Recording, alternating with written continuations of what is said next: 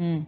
Let's talk about getting women involved in studies, especially those longitudinal studies. What are the rates of female participation, and how challenging is it to recruit women to participate in them? You mentioned some of the variables that make it hard for women to sign up for HIV studies, for example. Do you see that across the board?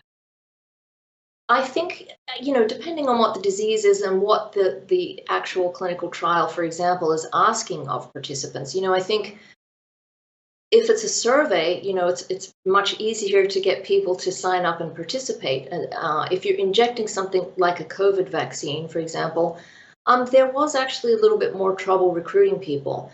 But if progressively more difficult when you get to the point at which you're asking people to give blood or even tissue samples, it becomes more and more difficult to get anybody to participate, and then you have those additional barriers that face women. So I do think there are some things that people could do differently. You could, first of all, educate physicians and people running clinical trials as to just how important and how worthwhile it is to get women into their clinical trials. You're not only serving women because you do want to protect their health and well-being, but really, I mean, I want people to seriously consider that you have the opportunity to learn something that you never would have learned if you only have men in your trial, something that really could improve the health of everybody.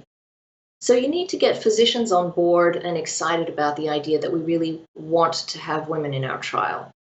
Now, I mentioned that women are more likely to be caregivers. Like, what if we offered either a childcare facility at the place that the clinical trial is being done, or at least some reimbursement for childcare expenses while the woman goes to the clinical trial? I do think that could make a difference.